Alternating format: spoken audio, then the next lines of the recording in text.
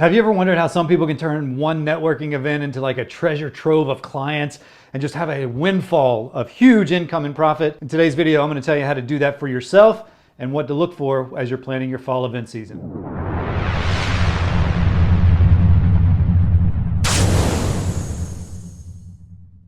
Welcome back to Mission for Margins. My name's Kevin. We're talking about events today. I've been doing events and going to events and videoing events and putting on events for over a decade. And there's some of the things that I really train my clients on in using events as a marketing tool, as a networking tool, but also as a sales tool. And I'm going to tell you about that today. And we divide it up into three categories: the pre-event, at the event, and then the post-event. So let's jump into it. Let's not waste any time. Let's start with the pre-event. Before you even get to the event, there are some things you need to do to really maximize your experience. In fact, there are three things I encourage you to do. Number one is research the event thoroughly, including the speakers, the attendees, and the venue.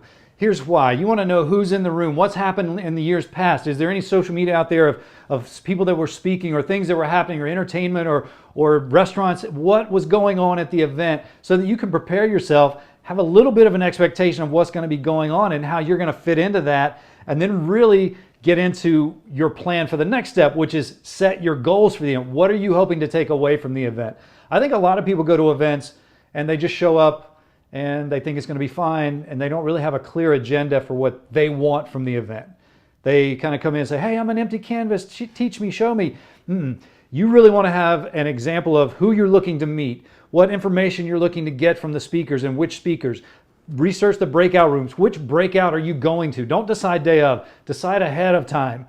And so researching the event, but then also setting very, very clear goals is going to be vital in that event being successful. The third thing, and this is a no-brainer, this is something a lot of people already know but don't do, get your elevator pitch ready. And I don't mean like the traditional elevator pitch. I mean, when you're in a networking event, the question is going to come up, what do you do? And if you can't answer that concisely and effectively, you're going to lose people. You're not going to anchor in that relationship. So if someone says, hey, what do you do? And you go, oh, well, I do a lot of things. Or you go, well, let me see. You're not winning the confidence of the people at the event. So if you practice that, the answer to that question, what do? You have your elevator pitch ready and you're clear on it and you're rehearsed on it and you're just ready to go. You're gonna instill confidence and trust in people, and it's gonna deepen the relationship a lot faster. So the first three things you want to do before you even get to the event: you want to have your elevator pitch ready, you want to set clear goals, and you want to do ample research for the event so you know what you're getting into. Okay, so now you're at the event. You've flown to the city, you're at the hotel, you've checked in, you're at the event, you're ready to experience this thing. What is the strategy that you could use to make this a memorable event? Number one, it seems like a no-brainer, but a lot of people don't do it. Arrive at every session early. Here's why. The best conversations happen as you're waiting for people to take the stage. Meaning you're sitting around, you've got a little downtime, everyone's in that mode. You're not distracted, you're focused, you're fresh.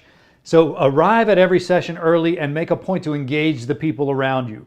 What'd you get from the last session? Did you write something down? I don't know. That's going to be very, very important. And as you're engaging people, you want to ask open-ended questions. You want to ask those questions that require an explanation, not yes/no questions, not questions about the weather. Ask those questions that move the conversation in a direction you want it to go. So have 4 or 5 of those questions down that you want to ask, and then you've got to listen really well, because someone's going to tell you something that's interesting and you've got to feed off of that and promote the conversation. That's really key. You want to join these conversations, but not just as an observer, as a contributor, which means you need to ask questions. And honestly, the best conversations from an event that I've seen happens when you have the other person talking a lot about them. When you're just getting information about them and answering their questions, and it's a back and forth, is great, but they're giving you a lot more information than you're giving them because you are asking great questions. And next, this is where I'm a little bit different. Stop exchanging business cards. Stop. It skips a step, right? Or it adds an extra step. Stop exchanging business cards.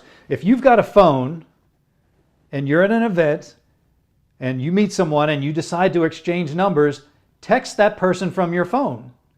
Text them your name, this is my number, and your email address. Now, they don't have to do anything to have your contact in their phone or their contact in your phone. We've already established that. So handing someone a little piece of paper with the contact that now you got to go type it in, what are the odds that little piece of paper is not going to see the light of day?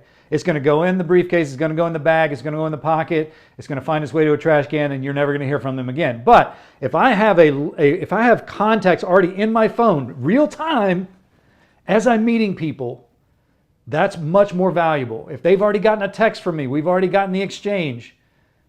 Now when I text them in the last part of this video, on the follow-up, when I text them, they don't have to wonder, who is this? I'm already in their phone. There's already a text thread. We're already going. Right? So it seems like I'm not a new contact. I'm an old contact. So that's a strategy I really want you to use. Do not exchange business cards. Take your business cards, absolutely. I'm not saying that, but I'm saying when you meet someone at your table or in your row and you really want to connect with them, instead of saying, here's my business card, call me sometime, say, hey, what's your cell number? I'm going to text you right now with my name, email address, and of course you'll have my number too. I'd love to stay in touch with you. Isn't that more effective than saying, here's this little piece of paper that I paid a lot of money to design and here you go, I hope you don't throw it away?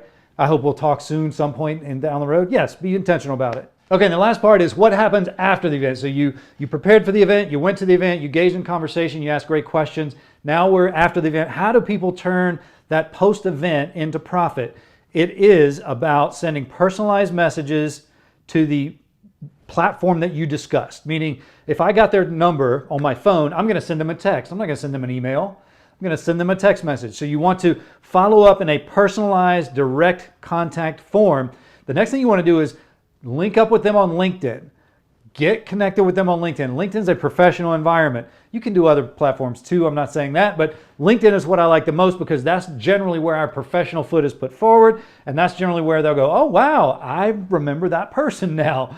So you really want to have a personalized way to connect with them and then connect with them on LinkedIn so that now you've got a direct line to them and what they're doing, and you can interact with their content, and it's just a win-win. And so as you're doing that, this happens in the 3 days after the event. As you're doing that, one of the questions you always want to ask them is, can we get a Zoom? Can we get a meeting? Can we get a follow-up? I'd love to share some time with you, see how was re-entry? Did any downloads come after the event? I'll share mine, you share yours, that kind of thing. So you really want to get on each other's calendar as soon as possible after the event. If 10 or 12 days go by, you miss the window. You missed the window.